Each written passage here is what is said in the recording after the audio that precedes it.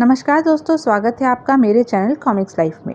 शुरू करते हैं राज कॉमिक्स की एक और मज़ेदार कॉमिक्स 7 साल बाद। 7 साल बाद। कथानक तरुण कुमार वाही, संपादन मनीष चंद्र गुप्त, चित्रांकन जगदीश पंकज। पूर्व जन्म। यह शब्द अभी तक एक गूढ़ रहस्य ही बना हुआ है।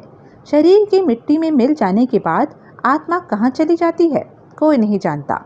लेकिन कभी कभी ऐसे चमत्कार हो जाते हैं कि भगवान के इन चमत्कारों को नमस्कार करना ही पड़ता है।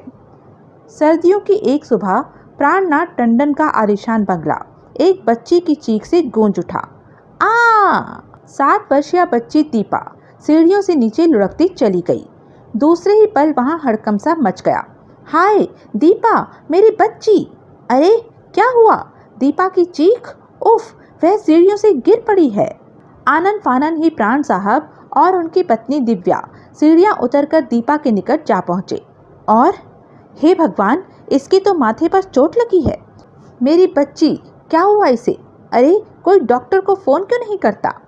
फिर कुछ ही देर बाद, घबराइए नहीं, मैंने जांच कर ली है, सिर पर मामूली सी चोट है। इस इंजेक्शन के बाद इसे केवल 15 मिनट में होश आ जाएगा। 12 मिनट पश्चात, आह, इसे होश आ रहा है। मेरी बच्ची! दीपा ने आंखें खोल दी। आह, मैं कहाँ हूँ?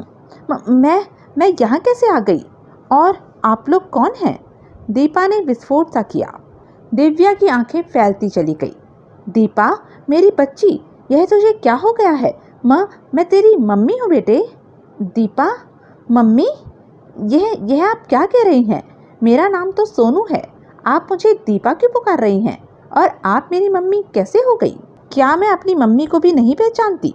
और मुझे यह समझ नहीं आ रहा कि मैं इस समय हूँ कहाँ पर। मेरा तो एक्सीडेंट हो गया था। ओह डॉक्टर साहब, तो क्या आप ही ने मेरा इलाज किया है? हाँ बेटी। अब मैं कैसी हूँ डॉक्टर साहब? क्या मैं अपने घर जा सकती हूँ? हाँ, क्यों नहीं, लेकिन इस इंजेक्शन के बाद हम खुद तुम्हें तुम्हारे घर पहुँचा देंगे। आह! इंजेक्शन लगते ही दीपा चकराकर गिरने को हुई। ओह डॉक्टर, यह आपने मुझे कैसा इंजेक्शन? दीपा को वापस लिटाने के बाद चकराए से खड़े प्राण ने पूछा। डॉक्टर, यह सब क्या है? दीपा को क्या हुआ है? वह हमें क्यों नहीं पहचान रही? न जाने मेरी बिटिया को क्या हो गया है। डॉक्टर, आप कुछ कहते क्यों नहीं? अभी निश्चित रूप से कुछ कहा नहीं जा सकता, पर मुझे लगता है कि सिर पर चोट लगने के कारण आपकी बेटी अपनी याददाश्त खो बैठी है और शायद उसे अपने पूर्व जन्म की बातें याद हो आई हैं। पूर्व जन्म की? हाँ, पिछले जन्म में उसका नाम सोनू हो सकता है। तो क्या अब हमारी बेटी? यह बस भगवान का चमत्कार है प्राण साहब।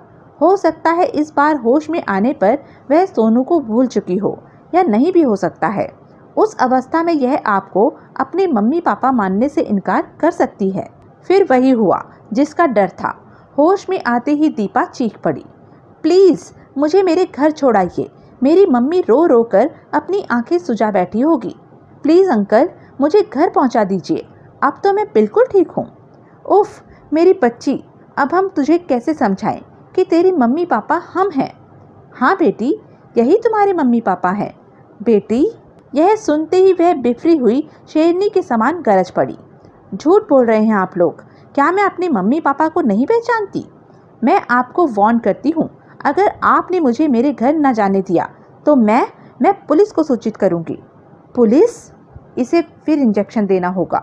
ओह डॉक्टर, तुम फिर मुझे बेहोश करना चाहते हो, लेकिन नहीं, अब मैं यह इंजेक्शन नहीं लगवाऊंगी। मैं चिल्लाऊंगी।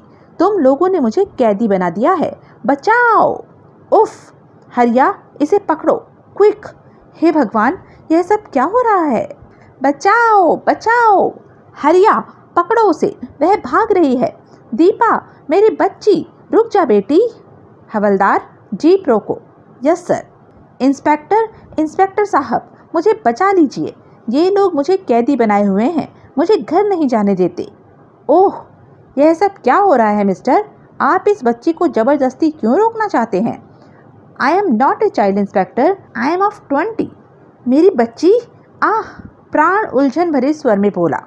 इंस्पेक्टर साहब, दरअसल ये मेरी बच्ची है दीपा, लेकिन अचानक ये 20 वर्षीय सोनू बन गई है। हमें आपकी मदद की आवश्यकता है। क्या? लेकिन यह कैसे हो सकता है? आज के युग में हर बात संभव है इंस्पेक्टर। क्या तुम बता सकते हो कि इंसान मरने के बाद कहाँ जाता है? नहीं बता सकते ना, लेकिन जो लोग भगवान पर विश्वास करते हैं वे इस बात को मानते हैं कि उसका पुनर्जन्म होता है। पूर्व जन्म का मस्तिष्क अवचेतन हो जाता है। नए शरीर के साथ मस्तिष्क में नई यादें बनने लगती हैं। यह जीता जागता उदाहरण देख लो इंस्पेक्टर। सिर पर चोट लगने की वजह से इसका पूर्व जन्म का अवचेतन मस्तिष्क पुनः सक्रिय उठा है और ये अपने इस जन्म की बातें व सभी रिश्ते नाते भूल चुकी है। अगर ऐसा है तो यह तो चमत्कार हो गया।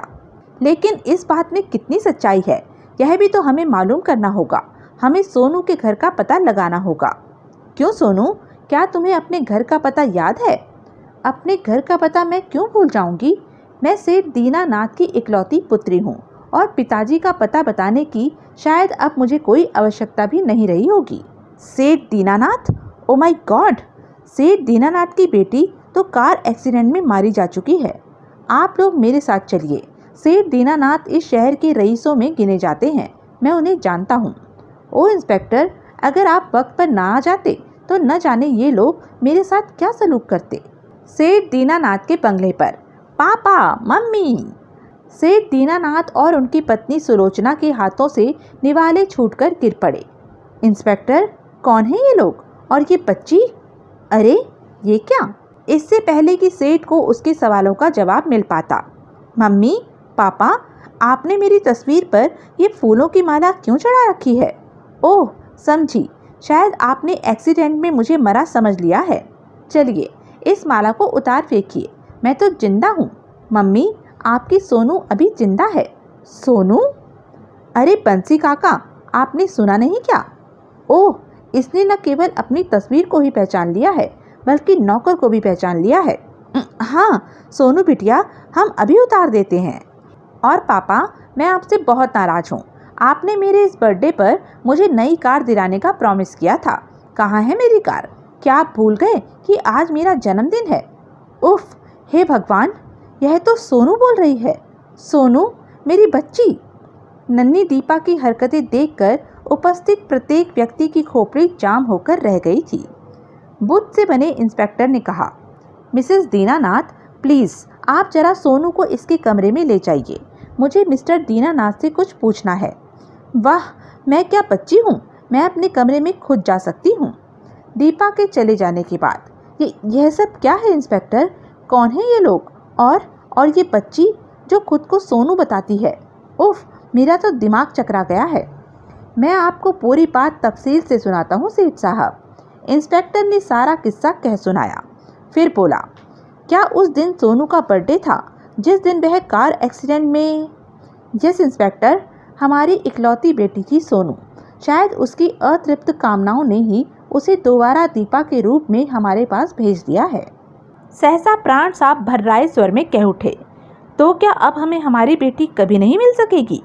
नहीं, मैं अपनी दीपा के बिना जिंदा नहीं रह सकती। हे भगवान, यह तेरा कैसा न्याय है? डॉक्टर बोला, अब यह तब तक मुमकिन नहीं जब तक कि वैसी ही किसी चोट से दीपा की अपने इस जन्म की यादें वापस न लौट आएं। और यह बात कुदरत पर निर्भर करती है कि ये कब तक सोनू बनी रहे। और अगले दिन दीपा के सोनू बन जाने की खबरें विभिन्न समाचार पत्रों में खूब विस्तृत रूप से छापी गई थी। पूर्व जन्म अद्भुत करिश्मा। 7 वर्षीय दीपा एक्सीडेंट के बाद 20 वर्षीय सोनू बन गई। 7 वर्षीय दीपा जो अपने आप को 20 वर्षीय सोनू बताती है। पुनर्जन्म की विचित्र घटना। कुदरत के इस चमत्कार पर जहां प्राणनाथ टंडन और उनकी पत्नी दिव्या बुरी तरह दंग थे, वहीं इंस्पेक्टर रवि कौशिक सोनू एक्सीडेंट की फाइल ढूंढने में लगा हुआ था। उस फाइल का मिलना बेहद आवश्यक है। शायद कोई नई बात पता चले, कोई ऐसी बात जिससे इस पुनर्जन्म का रहस्य खुल सके। सर, ये रही सोनू की फाइल। ओह, वेरी गुड। बड़ी बेसब्री के साथ इंस्पेक्टर कौशिक उस फाइल को पढ़ने लगे। ओह, तो एक्सीडेंट से पूर्व वो यहाँ गई हो सकती है। ओह यस, मुझे इसी वक्त से दीनानाथ से मिलना पड़ेगा। हवलदार दम बहादुर, जीप बाहर निकालो, मैं एक फ़ोन करके पहुँचता हूँ। Yes sir. उधर से दीनानाथ, ईश्वर की लीला अपरंपार है सुलोचना। देखो उसने सोनू को किस रूप में हमसे छीना और किस रूप में हमें लौटाया। उसके रंग हजार है स्वामी, लेकिन डरती हूँ कि कहीं वह सोनू को फिर हमसे न छीन ले। मैं तुम्हारा इशारा समझ रहा हूँ सुलोचना, लेकिन तुम फिक्र मत करो। मैं किसी भी कीमत पर दीपा के माँ बाप को इस बात के लिए तैयार कर लूँगा कि दीपा अब हमारी सोनू ही बनी रहे। तभी फ़ोन की घंटी बज उठी। ओह, शायद इंस्पेक्टर कौशिक का फ़ोन होगा, मैं देखता हूँ। हेलो। ओह, आप? जी हाँ सेठ जी, दरअसल मैंने आपको फ़ोन यह बताने के लिए किया है कि अगर सोनू घर पर ही है तो उसे कहीं भी बाहर जाने से रोके रखें। मैं कुछ ही देर में वहाँ पहुँच रहा हूँ। जी, आपके आने तक सोनू कहीं नहीं जाएगी। संबंध विच्छेद हो गया। किसका फ़ोन था पापा? इंस्पेक्टर कौशिक का, वे तुमसे मिलने आ रहे हैं। यह सुनते ही दीपा कुछ बेचैन हो उठी। लेकिन पापा, मुझे तो इसी समय किसी से मिलने जाना है। बेटी, तुम कुछ देर बाद भी जा सकती हो। तुम्हारी मम्मी ठीक कह रही है बेटी। ओ पापा, लेकिन मेरा जाना ज़रूरी है। सोनू, तुम अपने पापा का आदेश कब से टालने लगी? चलो ऊपर जाओ। बेचैनी की अवस्था में दीपा वापस सीढ़ियाँ चढ़ गई। मुझे जाने से कोई नहीं रोक सकता, मुझे वहाँ पहुँचना ही होगा। और फिर कुछ ही देर बाद, आइए इंस्पेक्टर साहब, सोनू ऊपर है। ओह, लेकिन ऊपर पहुँचते ही सबको एक झटका सा लगा। अरे, कहाँ गई सोनू? सोनू सोनू इस रास्ते से जा चुकी है सेठ साहब। उफ, यह कैसे हो सकता है? एक छोटी सी बच्ची इस प्रकार जान का खतरा उठाकर? उफ, नहीं, आप भूल रहे हैं सेठ साहब कि वह उम्र में 7 वर्षीय बच्ची अवश्य है, लेकिन उसके भीतर दिमाग इस समय 20 वर्षीय परिपक्व सोनू का है। लेकिन वह इस प्रकार जा कहाँ सकती है? पहले आप मेरे प्रश्नों का उत्तर दीजिए। सोचकर बताइए कि सोनू अपने बर्थडे से पूर्व कहाँ गई थी? बर्थडे पर? कुछ याद नहीं आ रहा। याद करना होगा सेठ जी, शायद जाते हुए उसने कुछ कहा हो, किसी का नाम लिया हो, किसी दोस्त का, किसी सहेली का। माँ, मैं अभी आई। अरे, मगर मेहमान आ चुके हैं, तो इस वक्त कहाँ जा रही है? अपनी एक बहुत पुरानी कॉलेज की सहेली कंचन, नहीं नीलम से मिलने, जो कल बाहर से लौटी है। लेकिन इस वक्त मेहमान क्या सोचेंगे बेटी? आप फिक्र मत करें मम्मी, मैं उसे साथ लेकर जल्दी ही आ जाऊंगी। अरे, मगर सुन तो, वह नीलम या कंचन से मिलने गई थी इंस्पेक्टर साहब। नीलम? कंचन? Oh good. क्या उस वक्त आपने उसकी आंखों में कुछ बेचैनी या चेहरे पर कोई परेशानी नोट की थी? शायद की थी। वह मुझसे बात करते वक्त हड़बड़ा रही थी। एक सवाल और, क्या सोनू ड्रग एडिक्ट थी? जी हाँ, हमें यह बात उसकी पोस्टमार्टम रिपोर्ट के बाद ही पता चली थी। लेकिन आप इस पूछताछ से साबित क्या करना चाहते हैं? अब मैं यकीन से कह सकता हूँ कि आपकी लड़की बर्थडे पार्टी से पूर्व ड्रग्स हासिल करने ही गई थी, और मुझे डर है कि सोनू फिर वहीं जाने का प्रयत्न ना करे, क्योंकि उसकी सोच के अनुसार वह ड्रग्स के बिना जीवित नहीं रह सकती, जबकि मासूम दीपा का शरीर खतरनाक ड्रग की उत्तेजना शायद सह न पाए। हमें उस नीलम या कंचन को खोजना होगा, या सोनू के किसी ऐसे दोस्त को जो उसके बेहद निकट रहा हो। तो फिर जल्दी करो, मेरी बच्ची का पता लगाओ इंस्पेक्टर, कहीं वो किन्हीं बदमाशों के हाथ न लग जाए। मेरा नाम नीलम है। नीलम? ओह, तुम्हारी तो हमें तलाश थी, हमें तुमसे कुछ पूछना है। इंस्पेक्टर का प्रश्न सुनकर नीलम गंभीर हो उठी, फिर बोली, इंस्पेक्टर साहब, यह बात सही है कि सोनू मेरी फास्ट फ्रेंड थी, लेकिन उसकी दुखद मौत से 2 माह पूर्व ही उससे मेरी मुलाकात हुई थी, बर्थडे पर नहीं। ओह, क्या तुम कंचन नाम की किसी लड़की को जानती हो?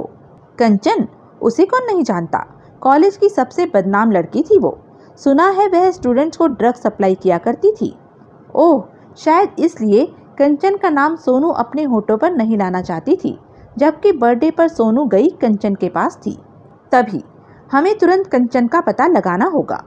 उधर दीपा उर्फ सोनू शानदार होटल कंचन गार्गी के सामने खड़ी थी। अरे, ये रातों रात छोटा सा गार्गी क्लब इतने बड़े होटल में कैसे बदल गया? कहीं मैं गलत जगह पर तो नहीं आ गई? लेकिन पता तो वही है, 666E पार्क स्ट्रीट, केवल इमारत बदल गई है। अंदर चलकर पता करती हूँ।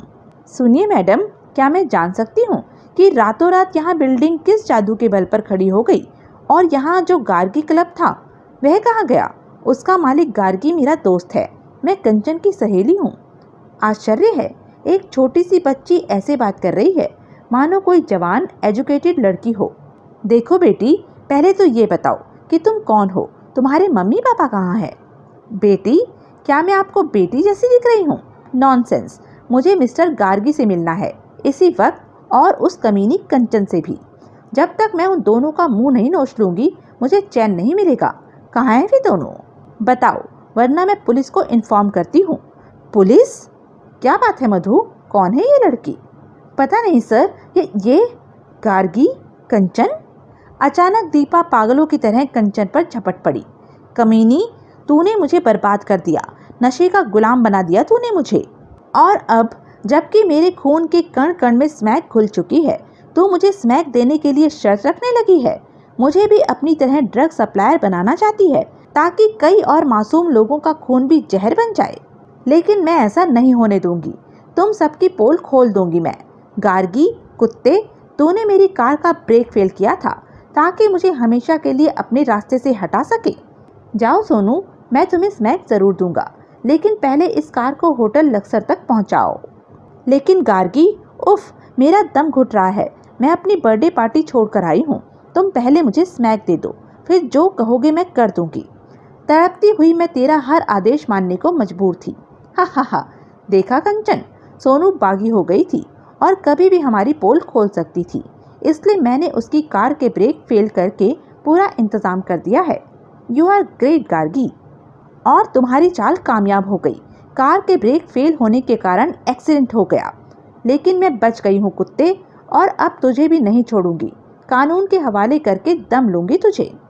अरे, ये तो वही लड़की दीपा है जो सोनू बन गई है, इसकी तस्वीर अखबारों में छपी है। उसी क्षण, you are under arrest mister and missus Gargi उर्फ कंचन। मेरी बच्ची, सोनू, मम्मी, पापा। इंस्पेक्टर साहब, इन्हें छोड़िएगा मत, ये खूनी दरिंदे हैं, इन्हें फांसी से कम सजा न होने पाए। इनके गुनाहों का सबूत मैं बनूंगी, मैं अदालत में गवाही दूंगी। और यह मुकदमा जब अखबारों की रौनक बना तो इसे पढ़कर लोगों ने अपने दांतों तले उंगली दबा ली। घटना के 7वें दिन अचानक से दीनानाथ का बंगला एक चीख से गूंज उठा और हंगामा मच गया। अरे, कोई संभालो, आह मेरी बच्ची, सोनू। आनन फानन में ही डॉक्टर वहां पहुंचा। उसके कुछ देर बाद इंस्पेक्टर कौशिक, फिर प्राणनाथ टंडन और उनकी पत्नी। और जब दीपा को होश आया, मम्मी, डैडी, मेरी बच्ची। ओह दीपा, तू ठीक तो है? हाँ मम्मी, लेकिन मैं यहाँ कैसे आ गई? और ये अंकल और आंटी कौन है? और इस प्रकार दीपा फिर दीपा बन चुकी थी। सोनू की अपने हत्यारों को सजा दिलवाने की अतृप्त कामना के लिए ही उसे कुदरत ने एक नया रूप दिया था। हत्यारों को सजा मिल गई और टंडन परिवार को उनकी खोई दीपा। तो यह थी राज कॉमिक्स की एक मज़ेदार कॉमिक्स। ऐसी ही मज़ेदार कॉमिक्स के लिए बने रहें मेरे साथ, और हाँ, मेरे चैनल को लाइक, शेयर और सब्सक्राइब करना ना भूलें। धन्यवाद।